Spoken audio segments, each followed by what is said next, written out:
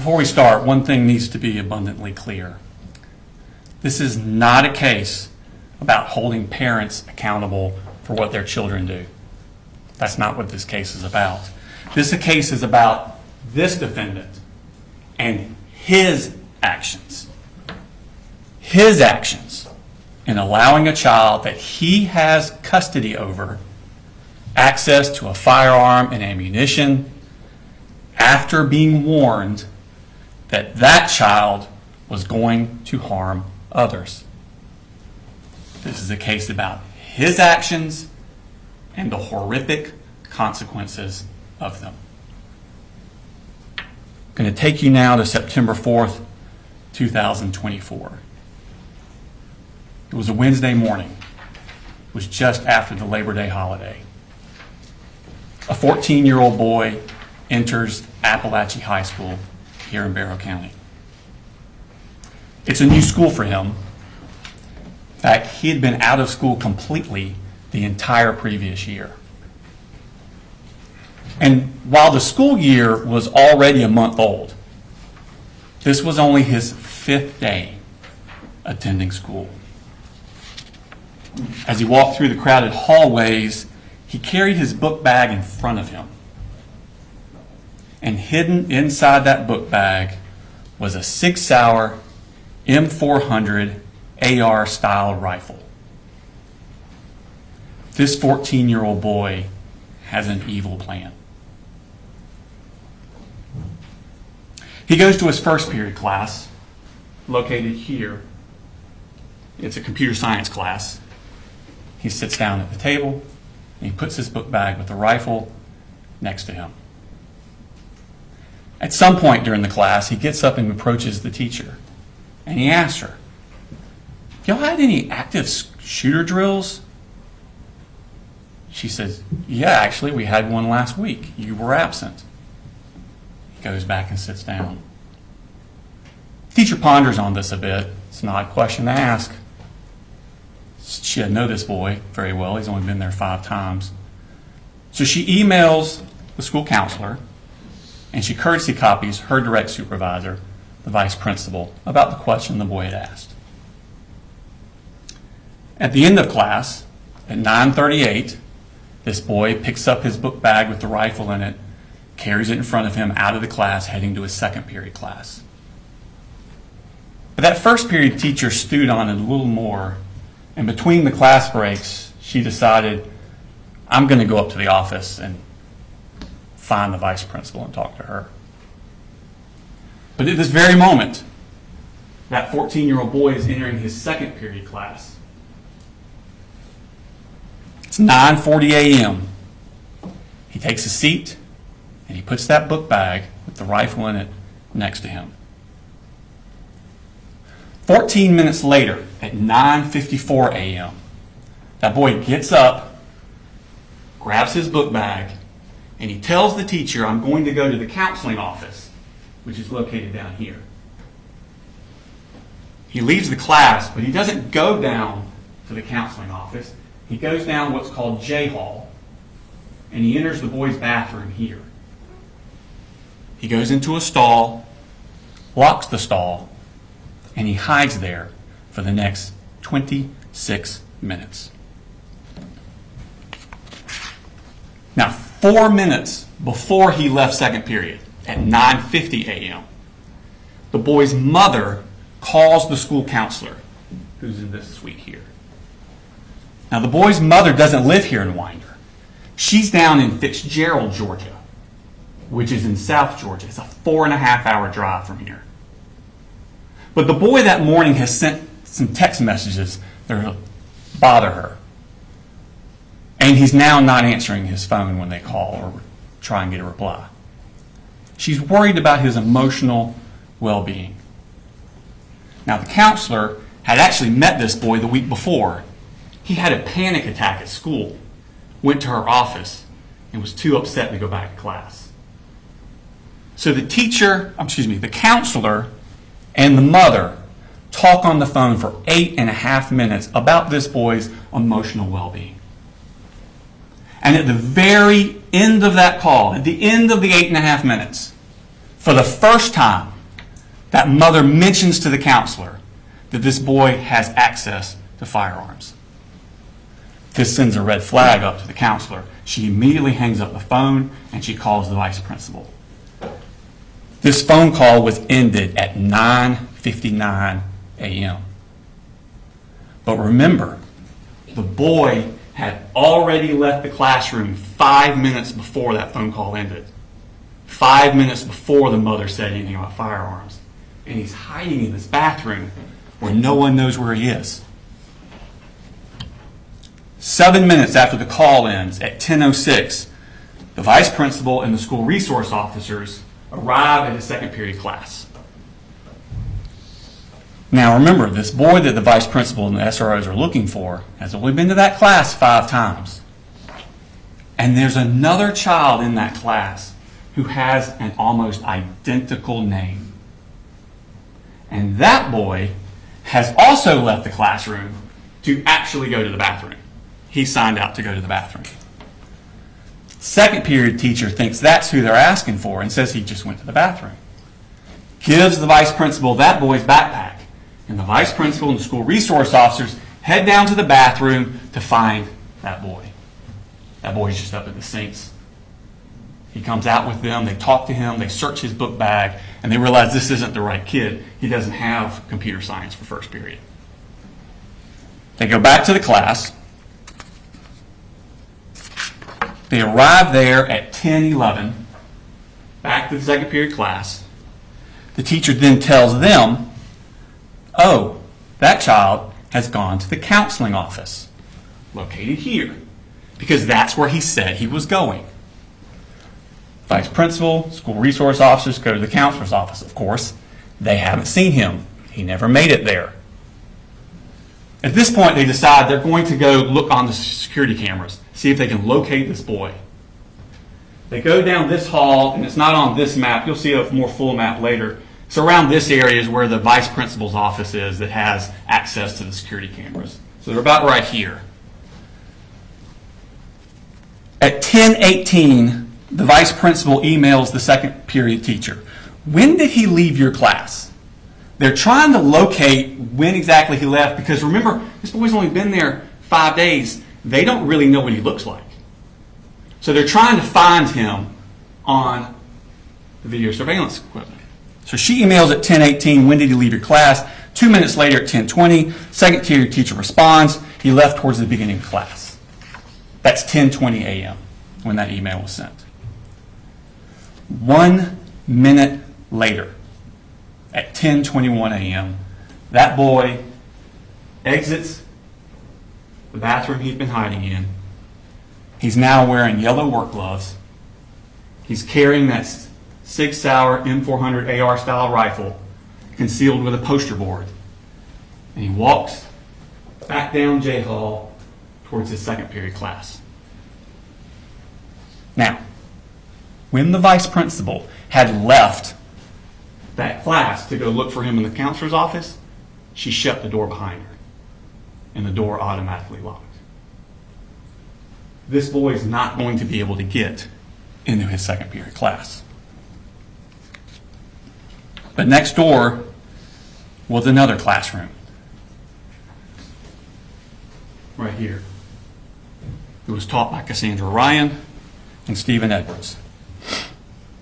And inside that class were the following students: Landon Adams, Christian Angulo, Jackson Beaver, Hayden Bowen, Jalene Brady, Michaela Brown, William Carricker, Marquez Coleman, Melanie Delira Castaneda, Natalie Griffith, Taylor Jones, Kendez Lawrence, Martin Moreno Galdamez, Tyler Moon, Ariana Norman, Brittany Rubio, Mason Skirmerhorn, Ronaldo Vega, and Nautica Walton.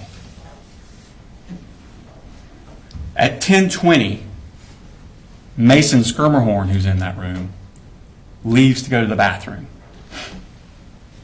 And the door does not shut behind him. Mason goes down this hallway. He actually passes the shooter in the hallway, and Mason goes into the bathroom. The shooter goes to his second period class. The door's locked. He knocks on the door.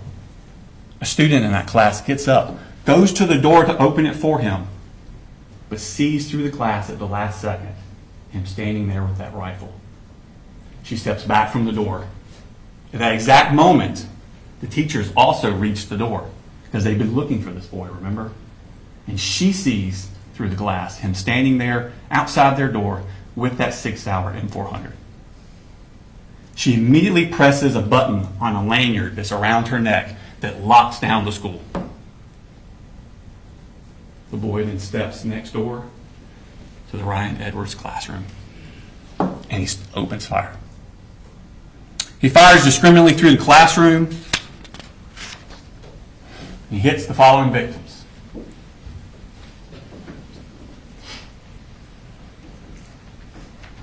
Melanie Delira Castaneda is seated here. This is the door he comes into. She's seated here. He strikes her in the left arm with a bullet. Natalie Griffith is seated here. Strikes her in the shoulder, the upper arm, and the forearm. Taylor Jones is seated here, struck through the leg. Christian Angulo is seated here by the door. He shoots him through the wrist, into the chest. He would not survive.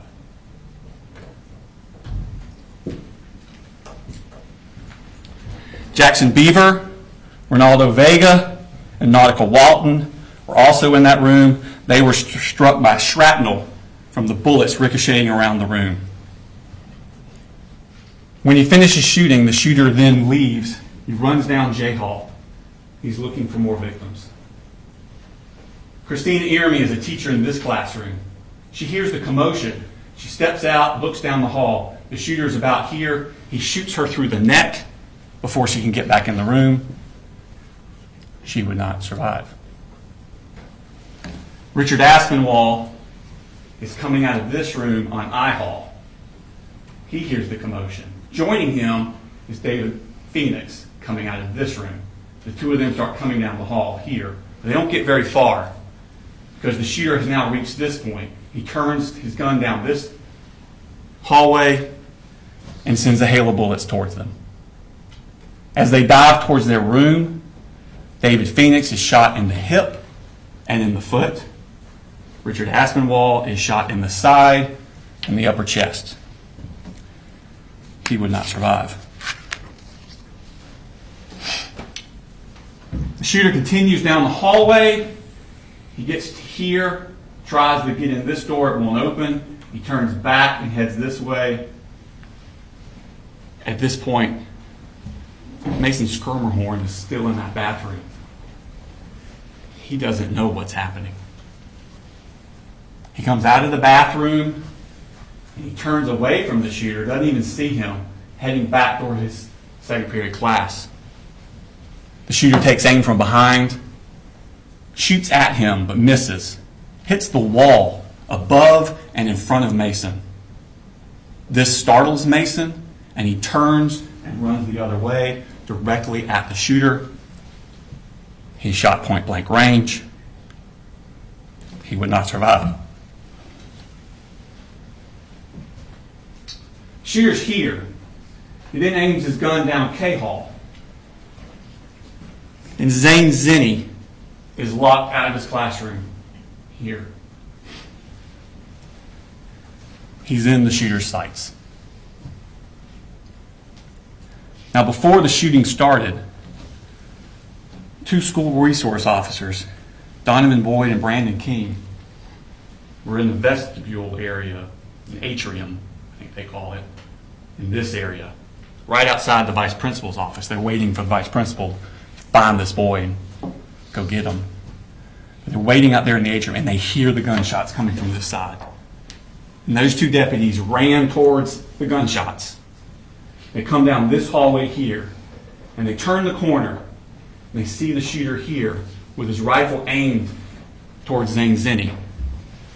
And they yell for him to drop the gun and get on the ground. And he he complies before he gets a shot off at Zane Zinni. The officers rush down here, they secure him, and they secure that 6-hour M400 AR-style rifle. And out of his pockets, they find 3 more magazines loaded.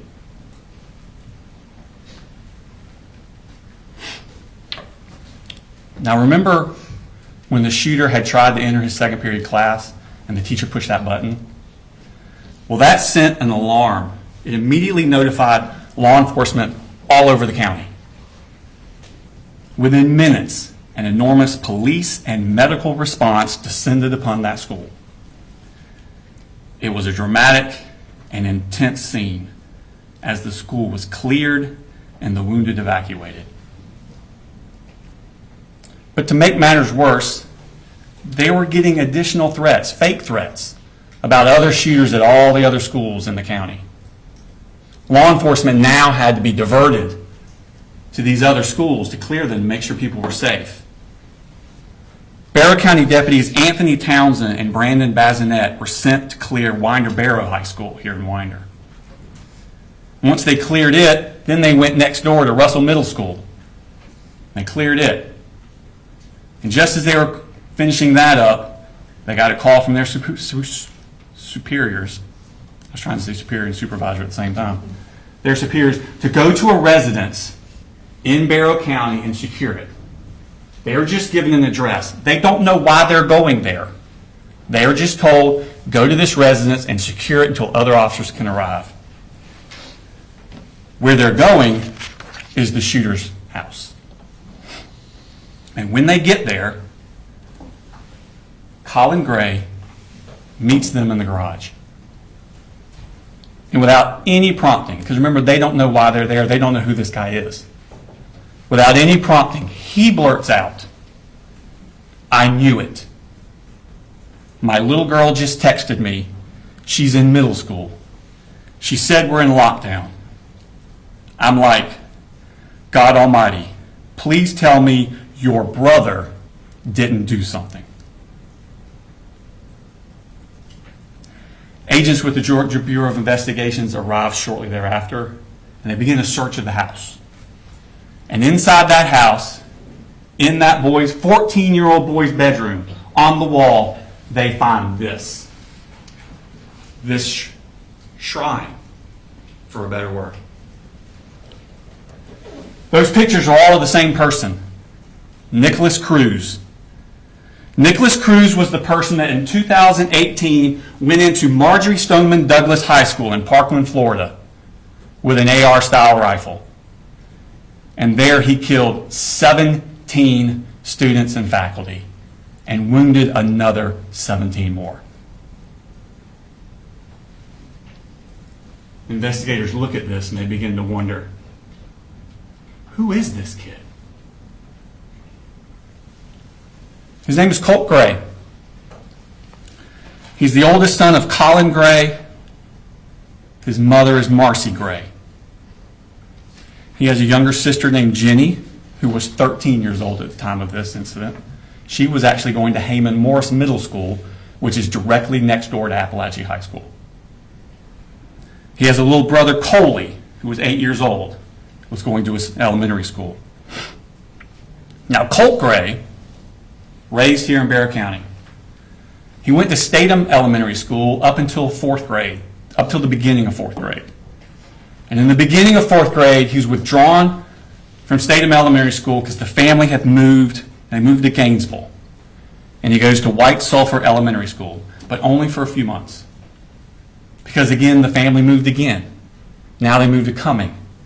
And he goes to Chattahoochee Elementary School. But again, only for a few months. In March of 2020, they moved to Fitzgerald in Ben Hill County, Georgia. It's South Georgia, kind of east of Tifton. Because there, Marcy's mother and father, Deborah Polhamus and Charlie Polhamus, live. And Deborah Polhamus's mother, Marcy's grandmother, Colt's great-grandmother, had passed away and left the house. So there's an available house for them to live in. So they moved down to Fitzgerald on March 4th of 2020. But if you remember that day, that's the week before COVID shut everything down. That was the end of Colt's 4th grade year. 5th grade. Now this is going to be the fall of 2020 into the spring of 2021. That's 5th grade year. Colt goes to Ben Hill Elementary School. But remember, this is when COVID is raging, and it's mostly virtual. He's mostly at home using the school computers. The next year, 6th grade, fall of 2021, he starts a new school, Ben Hill Middle School, because he's in 6th grade now. And early in that year, 11-year-old Colt, at home, using the school computer, searches the word abuse.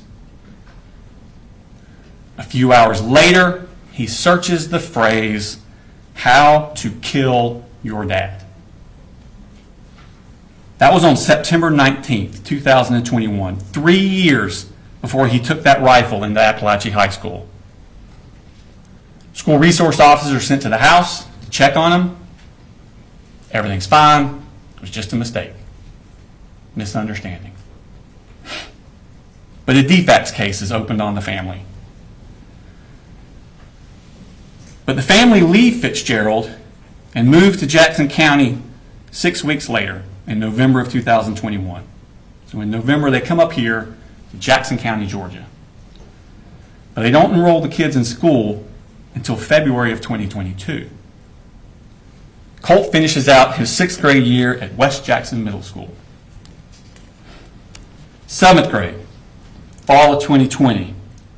1 year after he searched How to Kill Your Dad, and 2 years before Apalachee, 12-year-old Colt starts Jefferson Middle School. It's his 7th school in 4 years. That Halloween, halfway through the semester, Marcy, his mother, gets drunk, passes out in the car in the driveway of the house. Jenny and little Coley are trick-or-treating, and they get separated. Coley gets lost. Authorities are called. Another defects case is opened on the family. Marcy and the 2 siblings, little Coley and Jenny, they move back down to Fitzgerald in November of 2022. But Colt stays up in Jackson County with the defendant. Defects caseworker Tamika Mitchum is monitoring Marcy and the 2 siblings down in Fitzgerald, and defects caseworker Michaela Anderson is monitoring Colt and the defendant up here in Jackson County. And starting in March of 2023, during his 7th grade year, Michaela Anderson visits his residence monthly. Every month, she shows up to check on Colt, see how he's doing, check on his well-being. And the defendant always says the same thing. Colt's doing well in school. He doesn't need any counseling. But that's not really true. Colt is full of intense anger, and he's having a hard time dealing with it. On Sunday, May 21st, 2023, this is the end of Colt's 7th grade year at Jefferson Middle School. In fact, classes had ended that Friday, and this is that Sunday. And on that Sunday, the Jackson County Sheriff's Office gets a tip from the FBI. There's an app that you can get on your computer called Discord. And this app is popular with video game enthusiasts, but it allows people from all over the world to talk to each other on the computer. And users in a chat room on this app, a true crime chat room, report to the FBI that another user is threatening to shoot up an elementary school. This user is threatening to do this. It says they have access to guns. It says they plan to do it within the next 2 years. The FBI passes this tip on to Jackson County because when you look at the IP address of that user, it comes back to a Colin Gray and an address in Jackson County. Deputy Justin Elliott and investigator Dan Miller go to that address. Now, the current resident of that address has 2 daughters, and they don't use Discord. But they're new to that address, and they keep getting the mail of the previous tenant, Colin Gray. Deputy Elliott and investigator Miller then go to his new address. They speak with the defendant at his house, and they tell him about this threat on Discord. And they ask him, does Colt have access to guns? Which he does. But the defendant says that he and Colt, they take this school shooting stuff very seriously. And Colt denies to these officers that it was him on Discord. He says his Discord account got hacked. The defendant makes no mention to these officers that less than 2 years before, Ben Hill officers had also been to his house when Colt searched How to Kill Your Dad, also on a computer. But before they left, investigator Miller asked the defendant to please restrict Colt's access to guns. Less than 3 weeks later, when DFACS agent Michaela Anderson goes back out to the house like she's been doing monthly to meet with the defendant, and again, she asks, how's Colt doing? He makes no mention to her of this visit from the sheriff's office. 2 weeks after that, on June 23rd, the defendant signs a lease to move out of Jackson County into Winder. But he doesn't tell Michaela Anderson he was planning on doing that, and he never tells DFACS that he did do that. She just keeps going to an empty house. 2 months later, in August, it's time for another school year. Colt's not at Jefferson Middle School anymore.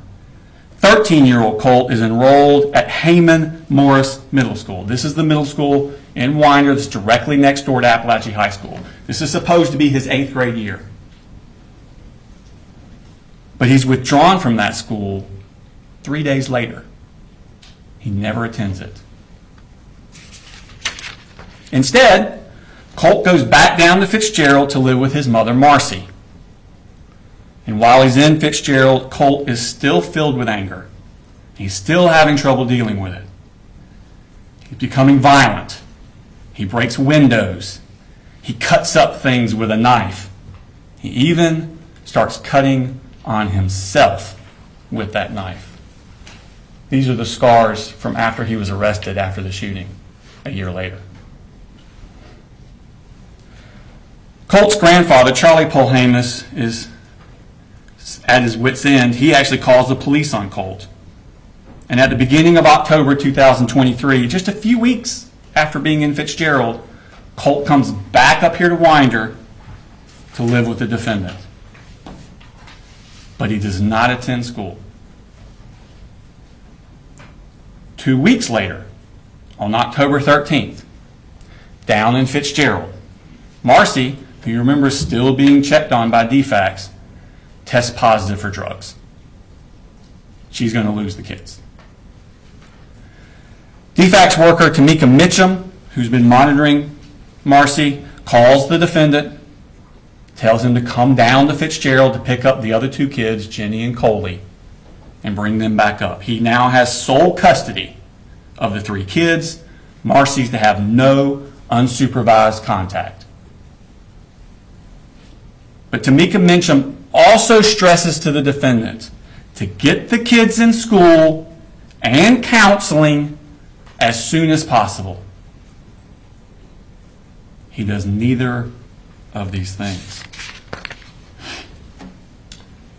3 weeks after the kids are brought up here, on November 6th, 2023, back down in Fitzgerald, Marcy basically goes crazy. She wants to come up to Winder. She wants her mother, Deborah Polhamus, to bring her to Winder. And Deborah Polhamus says, you ain't going to Winder.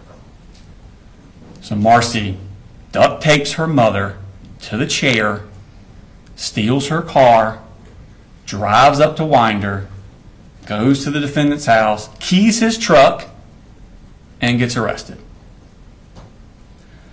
She spends some time in the Bexar County Jail before she's transferred to the Ben Hill County Jail for the charges down there.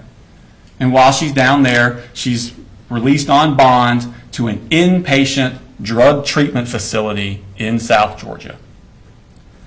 She has no supervision during this time over Colt.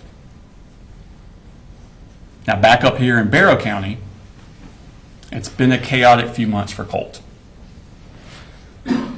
But that Christmas, after the cuttings and the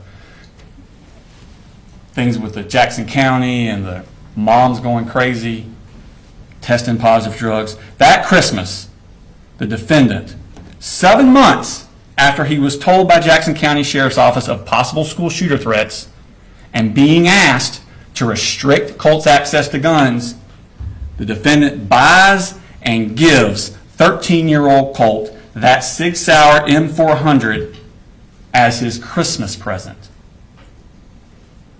And he allows Colt to keep this rifle propped up in Colt's room.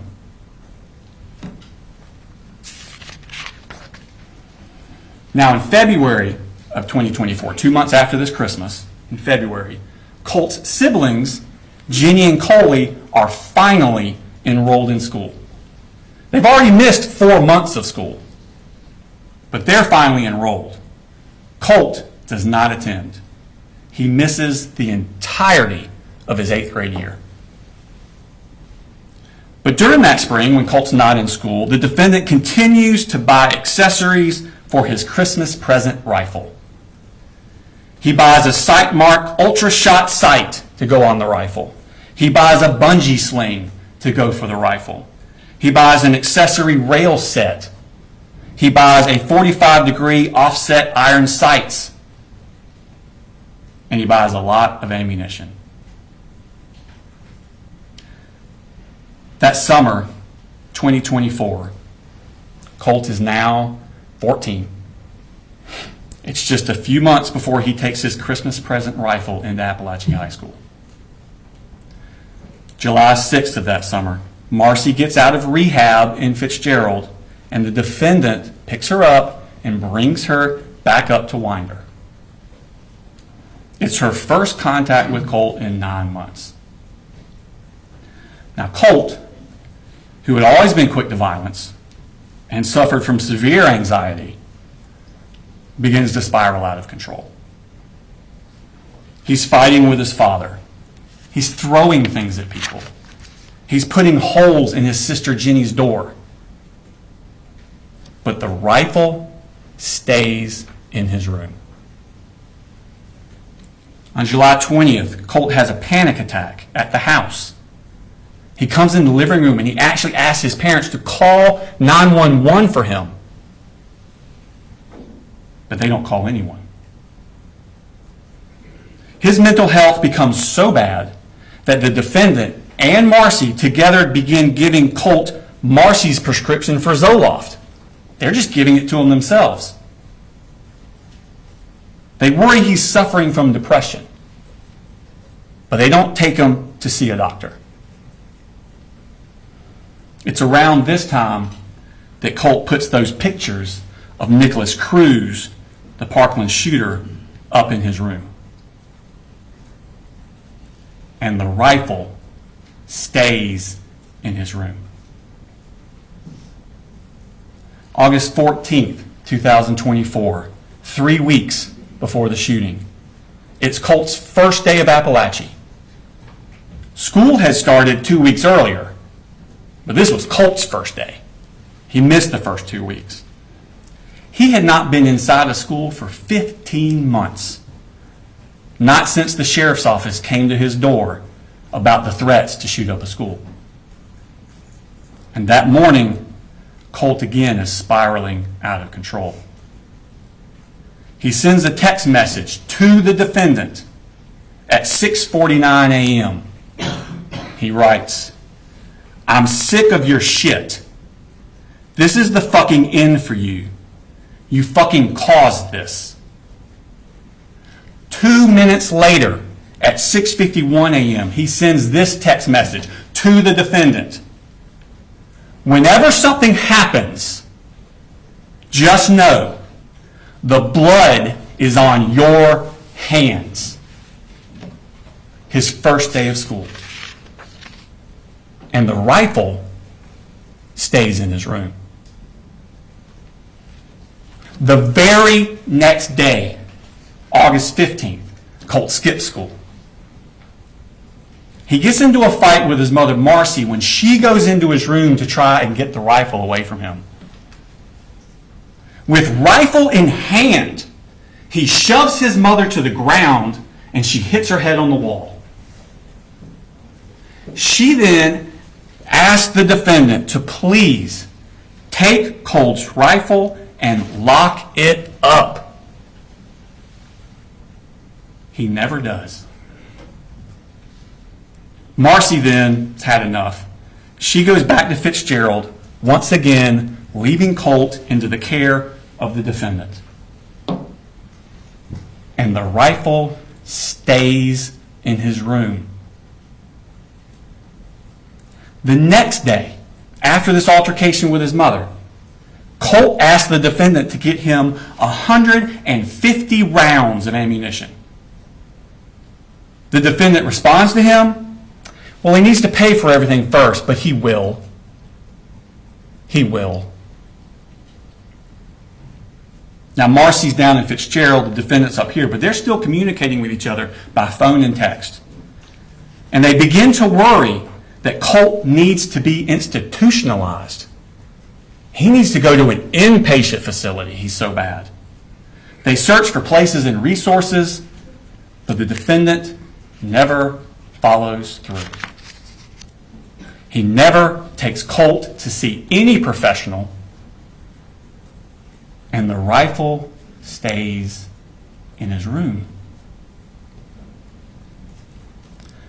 August 26th, 9 days before the shooting, Colt has another panic attack, this time at school.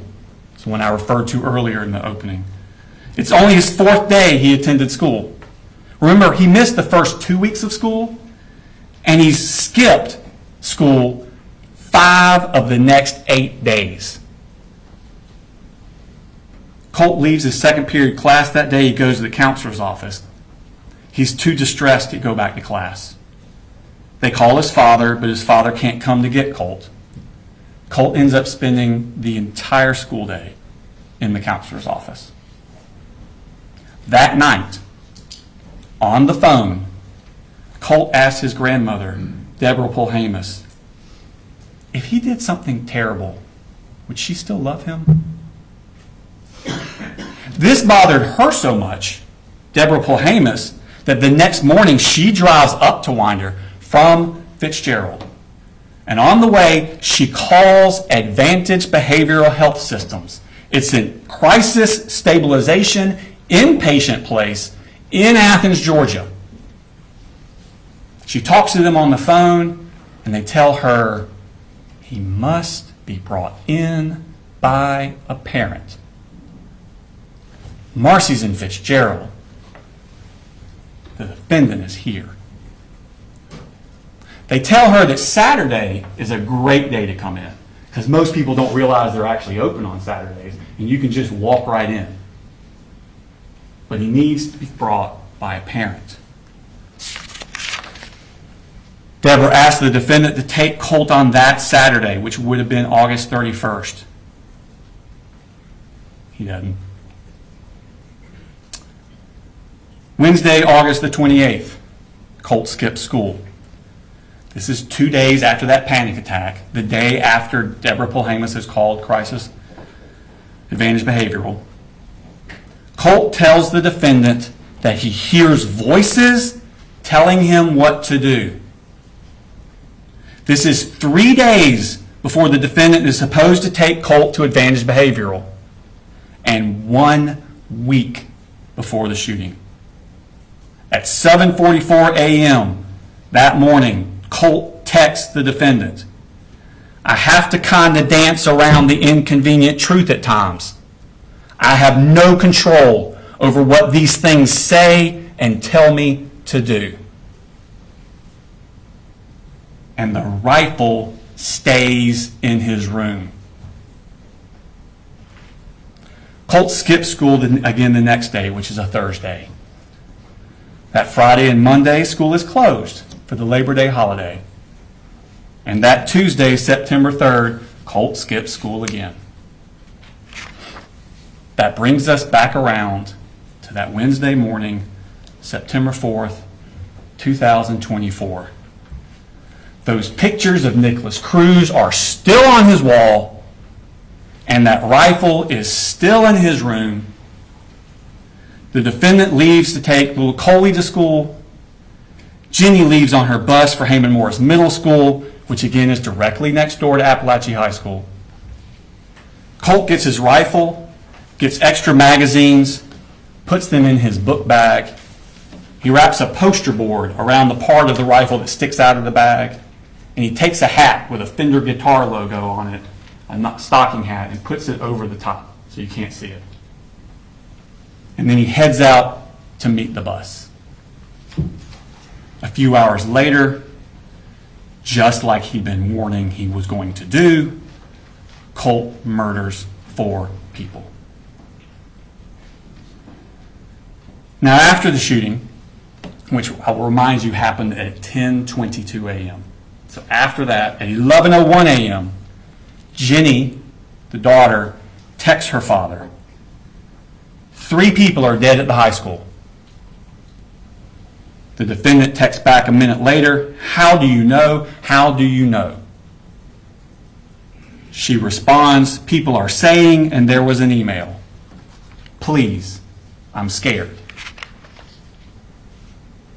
She then texts the defendant, "I can't call you. I'm in a lockdown."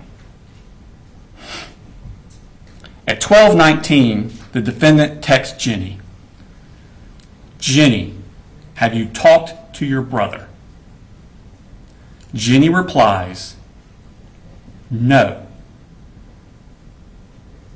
But I think we're thinking the same thing, and I don't want to talk about it over text." 1 minute later, the defendant replies, "Yep, 10-4. I'll be here in just a few. Let me know when you get back in the building and when I can come get you." A few minutes later, the defendant arrives at his home, not Jenny's school, not Apalachee. He goes home, and he runs straight to Colt's room. He has to confirm what he already knows. He goes straight to Colt's room to see if that gun is missing. And it is. Moments later, Anthony Townsend and Brandon Bazinet arrive at his house, and he utters those words, "I knew it." Now, ladies and gentlemen, the charges in this case, it's the same acts that he did. The charges are divided up between whether or not the victim of those acts was a child or an adult. If they're a child, the charges that stem from their victimization would be cruelty to children, because you have to be under 18 for cruelty to children to apply. But through his negligence of allowing Colt to have this gun, knowing what Colt was going to do, he caused cruel and excessive physical pain to the children. That's cruelty to children in the second degree. If that cruelty to children in the second degree results in death, like with Mason Skirmerhorn and Christian Angulo, that is murder in the second degree. So the cruelty and the murder in the second go together. They apply to the children. The 2 adult deceased, Christina Irmy and Richard Aspinwall, they're above the age of 18. The defendant is charged with reckless conduct, same act, recklessly allowing his child, that he knew this was going to happen, to harm someone else. And because they died during the commission of reckless conduct, that is involuntary manslaughter. So for the adults, it's involuntary manslaughter based on reckless conduct. All the other children who were either struck by a bullet or in that Ryan Edwards classroom when the bullet started flying, they're the victims of charges for cruelty to children in the second degree, either by the physical pain it caused or the emotional anguish it caused. And the adults that were injured or put in harm's way, David Phoenix, Stephen Edwards, and Cassandra Ryan, those three adults, they're the victims of the reckless conduct. Now, at the end of the case, we'll come back before you and ask you to render a verdict of guilty. Thank you. Mr. Hobbs. Thank you, Judge. Good morning, ladies and gentlemen.